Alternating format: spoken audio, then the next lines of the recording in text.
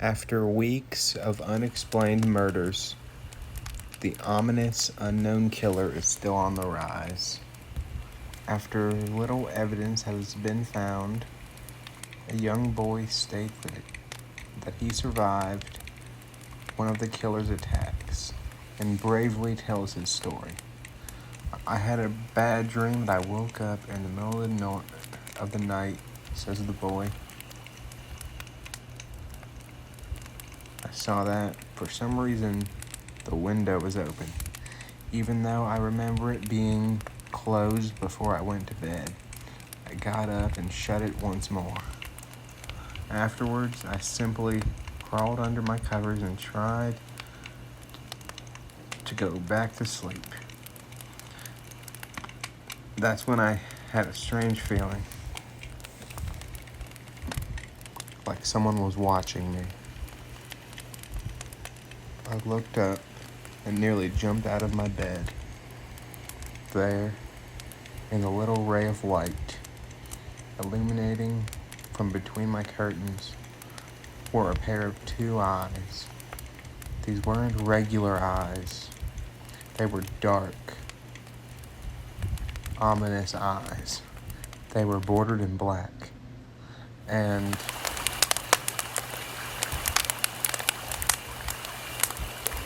just plain out terrified me.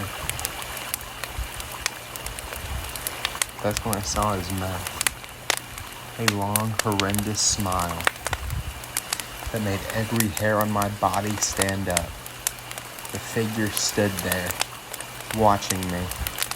Finally, after what seemed like forever, he said it. Simple phrase, but said in a way that only a madman could speak.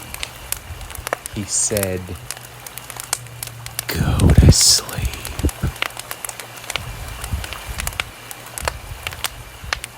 I let out a scream. That's what sent him at me. He pulled up a knife, aiming at my heart. He jumped on top of my bed. I fought him back. I kicked, I punched, I rolled around, trying to knock him off of me. That's when my dad busted in. The man threw the knife. It went into my dad's shoulder. The man probably would have finished him off if one of the neighbors hadn't already alerted the police. They drove into the parking lot and ran towards the door. The man turned and ran down the hallway. I heard a smash like glass breaking. As I came out of my room, I saw the window that was pointing towards the back of my house was broken. I looked out to see him vanish into the distance. I can tell you one thing. I will never forget that face, those cold, evil eyes, and that psychotic smile. They will never leave my head.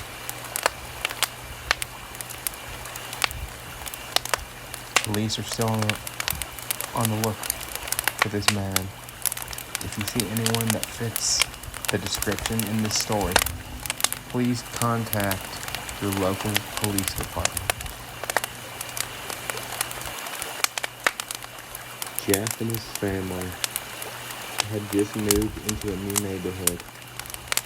His dad had gotten a promotion at work and thought it would be best to live in one of those fancy neighborhoods. Jeff and his brother Lee couldn't complain though. A new, better house. What was not to love? As they were getting unpacked, one of their neighbors came by. "Hello," she said. "I'm Barbara. I live across the street from you. So I just wanted to introduce myself." And to introduce my son, she turned around and called her son over. "Billy, these are our new neighbors." Billy said hi and ran back to play in the yard. "Wow," said Jeff's mom. "I'm Margaret, and this is my husband Peter, and my two sons, Jeff and Lee." Each introduced themselves, and then Barbara invited them to her son's birthday. Jeff and his brother went back to object when their mother said that they would love to. When Jeff and his family were done packing, Jeff went up to his mom. "Why did you invite me?" He says, "Mom, why would you invite us to some kid's party? You haven't noticed I'm not some dumb kid." "Jeff," said his mother, "we just moved here. We could show that we want to spend time with our neighbors. Now, we're going to that party and that's fine." Jeff started to talk, but stopped himself, knowing that he couldn't do anything. Whenever his mom said something, it was fine. He walked up to his room and plopped down in his bed. He sat there looking at the ceiling and suddenly he got a weird feeling. Not so much a pain, but a weird feeling. He dismissed it as just some random feeling. He heard his mother call him down to get his stuff, and he walked down to do it. The next day, Jeff walked downstairs to get breakfast and got ready for school. As he sat there eating his breakfast, he once again got that feeling. This time it was stronger. It gave him a slight tugging pain, but he once again dismissed it. As he and Lee finished breakfast, they walked down to the bus stop. They sat there waiting for the bus, and then all of a sudden, the kid on a skateboard jumped over them, only inches above their laps. They both jumped back in surprise. "Hey, what the hell?" The kid landed and turned back to them. He took his skateboard up and caught it in his hands. The kid seems to be about 12, 1 year younger than Jeff.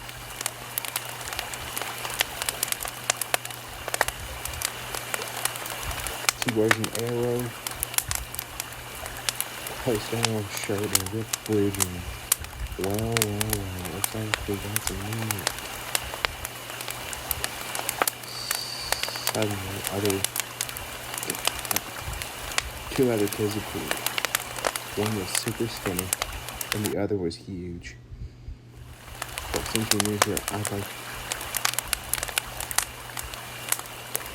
We'd like to introduce ourselves. Over there was Keith. Jeff and Lee looked over to the skinny kid who had a dopey face that you would expect a sidekick to have, and he's cold. They looked over at the fat kid. Talk about a tub of love. This kid looked like he hadn't exercised since he was 12. And I, said the first kid, and Randy. Now for all of the kids in this neighborhood, there was small price for the bus fare, if you catch my drift.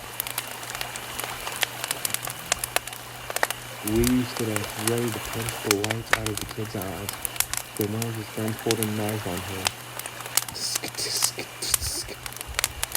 I had hoped he would be more cooperative, but it seems we must do this the hard way.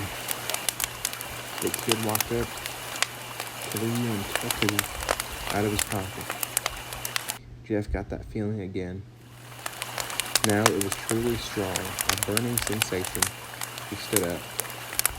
But when you gestured him to sit down, Jeff ignored him and walked up to the kid. Listen here, you little punk.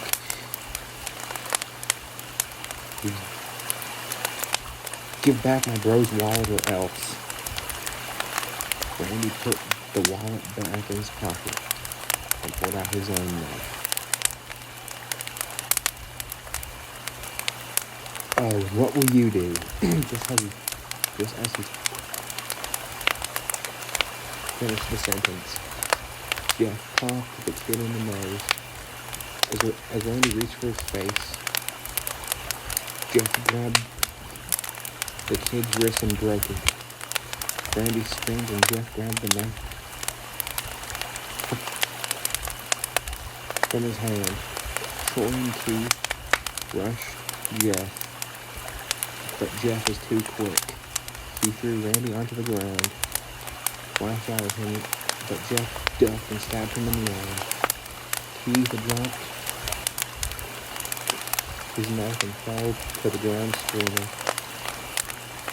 Troy rushed him too, but Jeff didn't even need the knife. He just punched Troy straight in the stomach, and Troy went down. As he fell, he puked all over. We could do nothing but look in amazement. Jeff, how'd you? That was all he said. If they saw the bus coming and they knew they'd be going for the whole thing. So they started running as fast as they could. As they ran, they looked back and saw the bus driver rushing over to Randy and the others. As Jeff and Lee made it to school, they didn't dare to tell what happened. All they did was sit and listen. Lee just thought of that as his brother beating up a few kids, but Jeff knew it was more. It was something scary. As he got that feeling,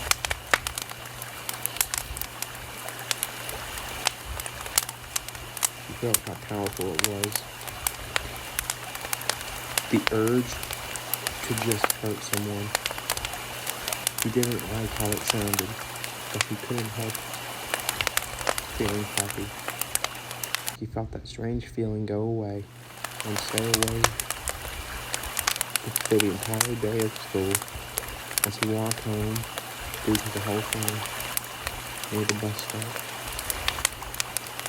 and now he probably wouldn't be taking the bus anymore. He felt happy. When he got home, his parents asked him how his day was, and he said in a somewhat ominous voice, "It was a wonderful day." Next morning, he heard a knock at his front door. He walked down to find two police officers at the door. His mother looking back at him with an angry look. "Jeff, these officers told that you attacked 3 kids.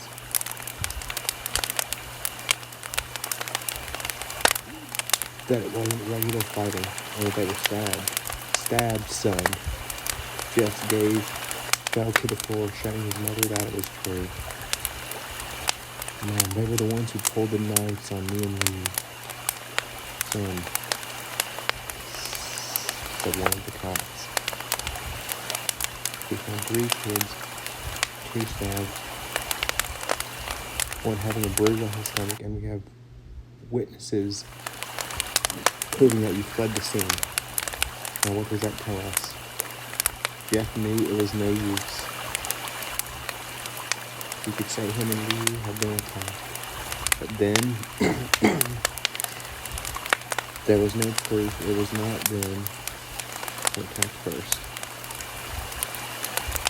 They couldn't say that they were fleeing. If he told they were. So Jeff couldn't defend himself or the union. Son, calm down your brother. Jeff couldn't do it. Since it was him who beat up all the kids. So it was me. I was the one who beat up the kid who you tried to hold me back, but he couldn't stop me. The cop got his partner and the both nodded. Right here, it looks like a year in juvie.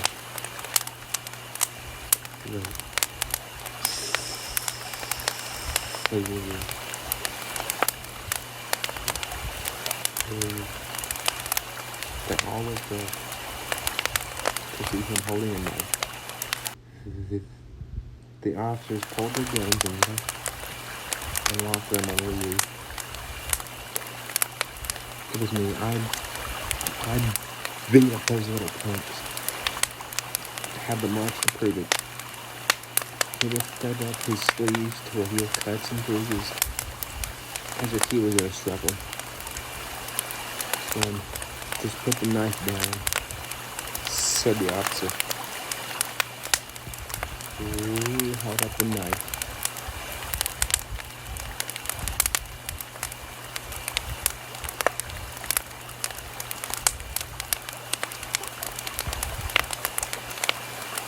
And dropped to the ground. Put his hands up and walked over to the cops. No, it was me. Jeff had tears running down his face. Poor Joe, trying to take the blame for what I did. Well, take me away. The police will leave out the patrol car. Will you tell them it was me? Tell them. I was the one who beat up those kids. Jeff Miller put her hands on his shoulders. Jeff, please, you don't have to lie. We know it's legal. You can stop. Jeff watched helplessly as the cop car speeds off with Lee inside. A few minutes later, Jeff's dad pulled into the driveway. Seeing Jeff's face and knowing something was wrong. Son, what is it? Jeff couldn't answer. His vocal cords were strong and crying. Instead, Jeff's mother locked his father inside, break the bad news with him. As Jeff left in the driveway. After an hour or so, Jeff walked back into the house, seeing that his parents were both shocked, sad, and disappointed. He couldn't look at them. He couldn't see how they thought of you when it was his fault. He just went to sleep, and to get the whole thing off his mind. 2 days went by, with no word of Lee at GDC. No friends to hang out with. Nothing but sadness and guilt. That is until Saturday, when Jeff is woke up out of his bed with a happy, sunshiny face. Jeff, it's the day, he said as she opened up the curtains to let into his room. What's today? Asks Jeff as he stares awake. It's Dave. Party.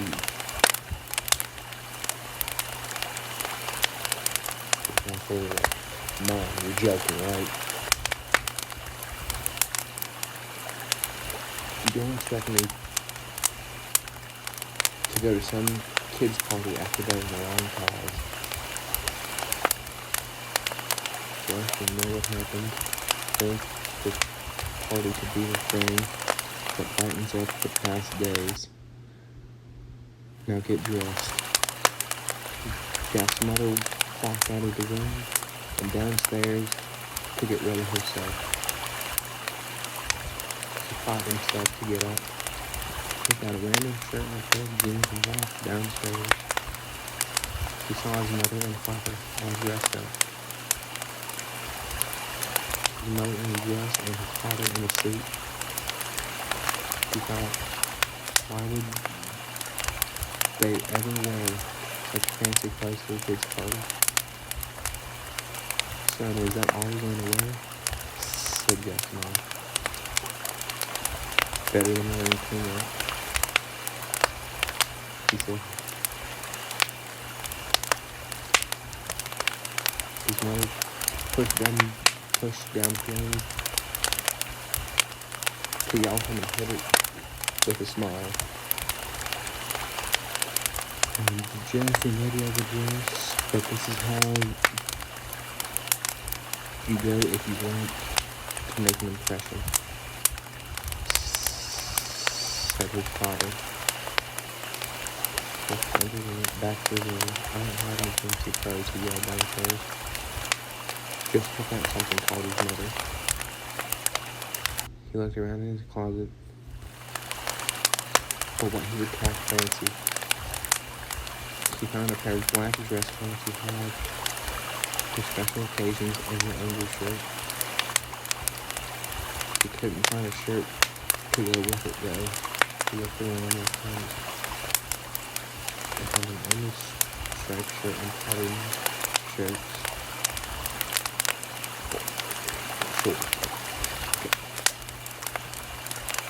None of which go with dress pants.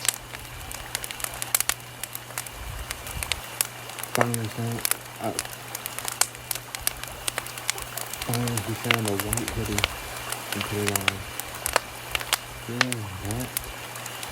They both said his mother. He looked down at her watch. I know. Time to change.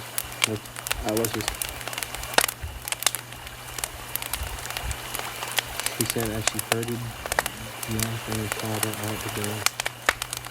They crossed the street over to Barbara and Billy's house. They knocked on the door and Albert appeared at Barbara goes up his pants, by over dress as they walked inside. All Jeff could see were adults, no kids. The kids are out in the yard, Jeff. How about you go and meet some of them? Said Barbara. Jeff walked outside to the yard full of kids everywhere. They were running around in weird cowboy costumes and shooting each other with plastic toy guns. You might as well be standing in a Toys R Us. Suddenly, a kid came up to him and handed him a toy gun and a hat. Hey, wanna play? He said. Oh no, kid, I'm way too old for this stuff. The kid looked at him with that weird puppy dog face. Please, said the kid. Fine, said Jeff. He put on the hat and to pretend to shoot the kids. At first he thought it was totally ridiculous, but then he said to actually have some fun. It might not have been super cool, but it was the first time he had done something that took his mind off Louie. So he played with the kids for a while until he heard a noise, weird rolling noise. Then it hit him. Randy, Troy, and Keith all jumped over the fence on their skateboards. Jeff dropped the fake gun and ripped off the hat. Randy looked at Jeff with a burning hatred. Hello, Jeff. We have some unfinished business. Jeff saw his bruised nose. I think we're even. I beat the crap out of you. And you got my brother sent to JDC. Randy got an angry look in his eyes. Oh no, I don't go for even. I go for winning. You may have kicked our asses that one day, but not today. As he said that, Randy rushed at Jeff. They both fell to the ground. Randy punched Jeff in the nose, and Jeff grabbed him by the ears and headbutted him. Jeff pushed Randy off of him, and both rose to their feet. Kids were screaming and parents were running out of the house. Troy and Keith both pulled guns out of their pockets.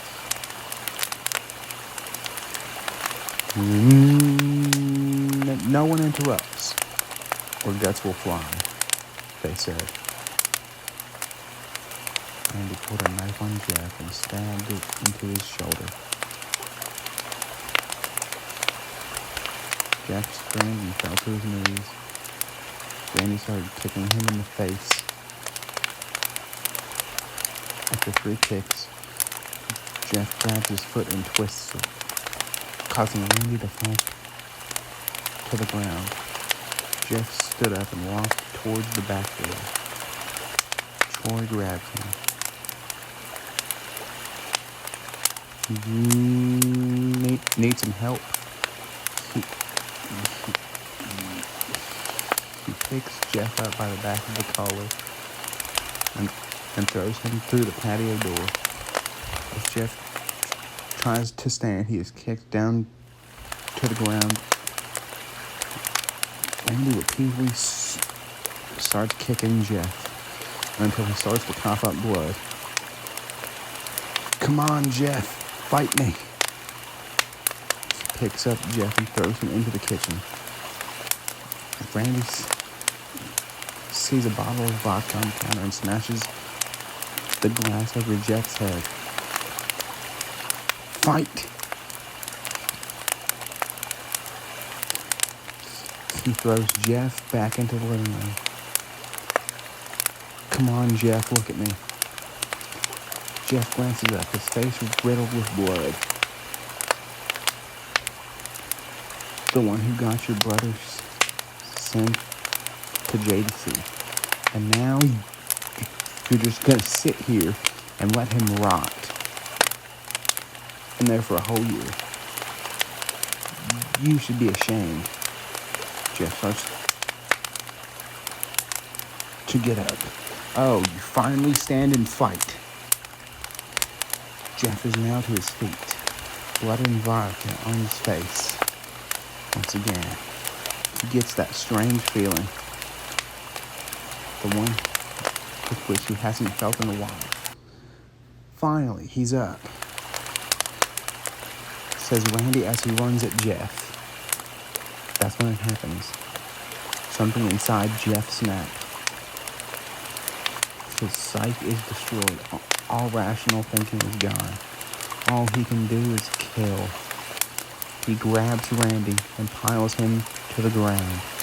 He gets on top of him and punches him straight in the heart. The punch causes Randy's heart to stop. As Randy gasps for breath, Jeff hammers down on him, punch after punch. Blood gushes from Randy's body until he takes one final breath and dies. Everyone is looking at Jeff now. The parents, the crying kid, even Troy and Keith. Although they easily break from their gaze and point their guns at Jeff. Jeff sees the guns trained on him and runs for the stairs. As he runs, Troy and Keith let out fire on him, each shot missing. Jeff runs up the stairs. He hears Troy and Keith follow up behind. As they let out their final rounds of bullets, Jeff ducks into the bathroom. He grabs the tile rack and rips it off the wall. Troy and Keith racing. Miles is ready. Troy swings his knife at Jeff, who backs away and bangs the towel rack into Troy's face. Troy goes down hard, and now all that's left is Keith. He is more agile than Troy, though, and ducks when Jeff swings the towel rack. He drops the knife and grabs Jeff by the neck. He pushed him into the wall. A thing of bleach fell down on top of him from the shelf. It burned both of them, and they started to scream. Jeff wiped his eyes as best as he could, then pulled back the towel rack and swung it straight into Keith's head as he laid there.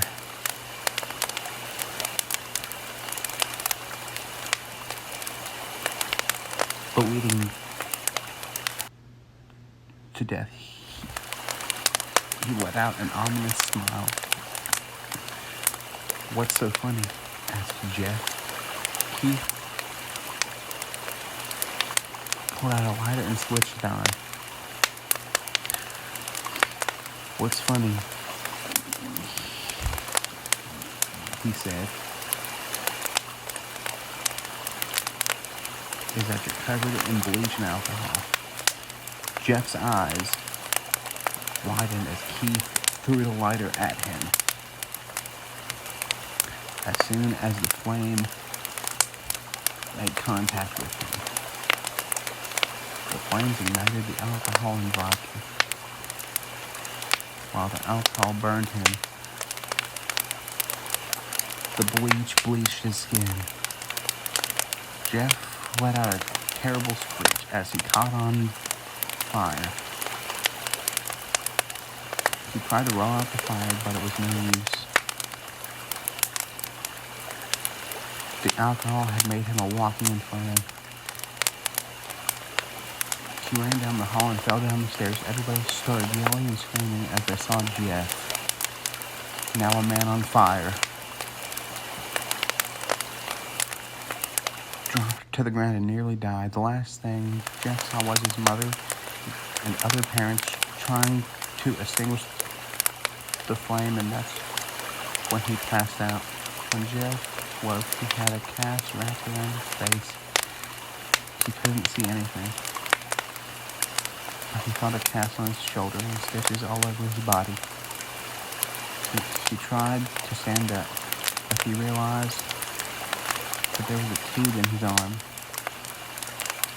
When he tried to get up, it fell out, and a nurse rushed in. "I don't think you can get out of bed just yet," she said as she put him back in his bed and reinserted the tube. Jeff sat there with no vision.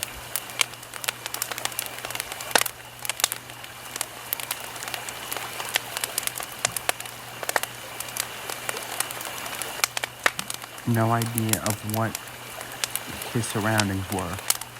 Finally, after hours, he heard his mother. "Honey, are you okay?" she asked. Jeff couldn't answer, though his face was covered and was unable to speak. "Oh, honey, I have great news. Witnesses told the police that Randy confessed of trying to attack you. They decided to let you go.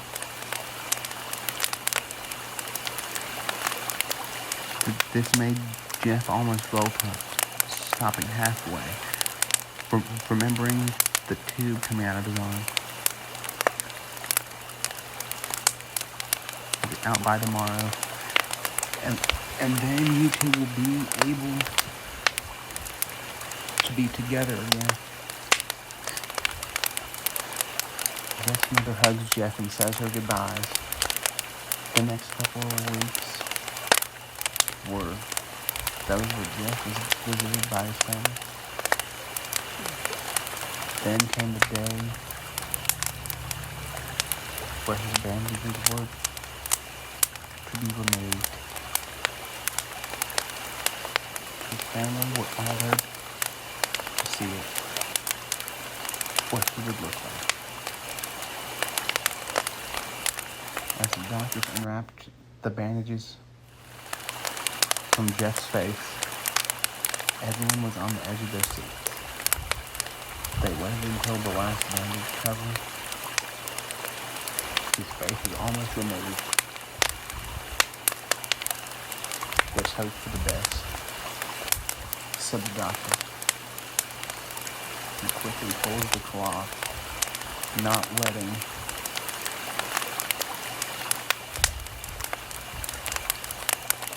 the rest fall from Jeff's face. Jeff's mother screams at the sight of his face. Ooh, and Jeff's dad stare in awe at his face. What happened to my face? Jeff said. He rushed out of bed and said,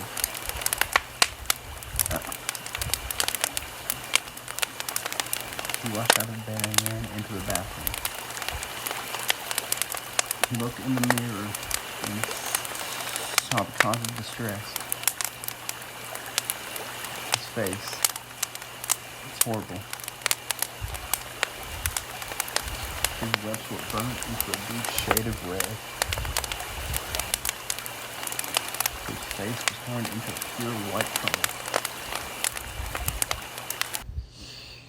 His hair singed from brown to black. He slowly put his hand to his face. It had a sort of leathery feel to it. He looked back at his family and back at the mirror. Yeah. Said Lee. It's not that bad. Not that bad. Said Jeff. It's perfect. His family were equally surprised. Jeff started laughing uncontrollably. His parents noticed that his left eye and hand were twitching. Jeff, are you okay? Okay, I gotta help you. More happy. Ha ha ha ha. Look at me. This face goes perfectly with me. He couldn't stop laughing. He stroked his face.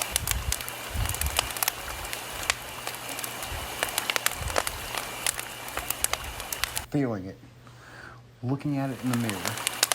What caused this? But you may recall that when Jeff was fighting Randy, something in his mind, his sanity snapped. Now he was left a killing machine. That is, his parents didn't know. Doctor said,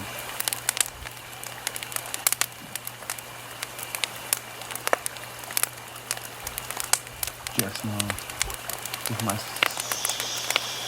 son alright? You know, in the head? Oh yes. This behavior is typical for patients that have taken very large amounts of painkillers. His behavior doesn't change in 2 weeks. Bring him back and give him a psychological test. "Oh, thank you," said Jeff's mother. Went over to Jeff. Jeff stood his tongue down. Jeff looked at him. Unmoved. His face still formed into a crazy smile.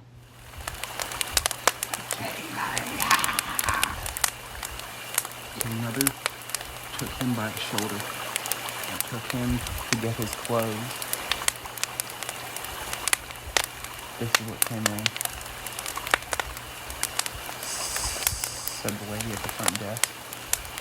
Jeff's mom looked down to see the black dress pants and the white hooded. Her son wore. Now they were clean as blood and now stitched together. Jeff's mother had let him to his room and made him put his clothes on.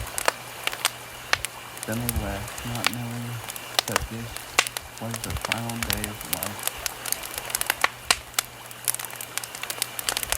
Later that night, Jeff's mother woke to a sound coming from the bathroom.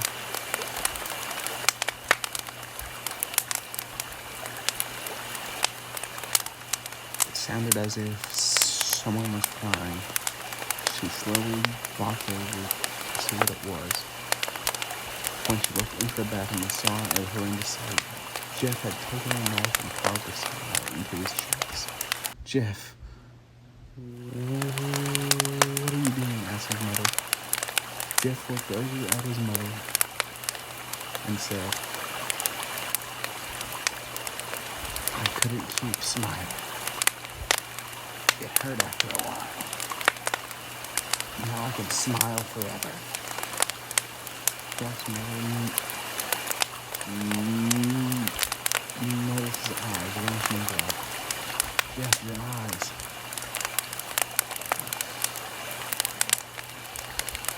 His eyes were seemingly closed. I couldn't see my face.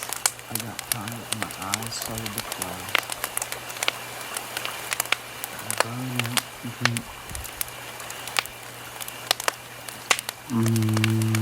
My eyelids, so I could forever see myself.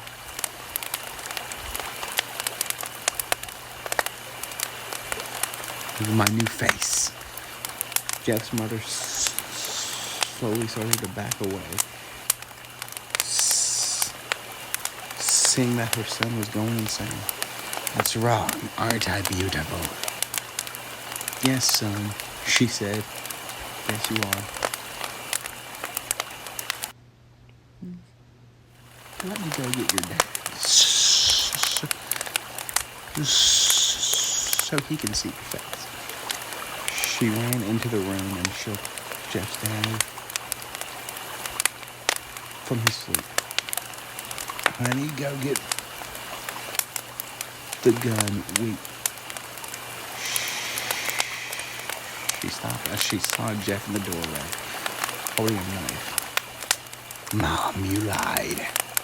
That's the last thing they hear as Jeff brushes them with a knife, gutting both of them. His brotherly youth woke up, startled by the noise. He didn't hear anything else, so he just shut his eyes and tried to go back to sleep. As he was on the border of slumber, he got the strangest feeling that someone was watching him. He looked up and saw him. Before Jeff's hand was covering his mouth, he slowly raised the knife to plunge it into the room.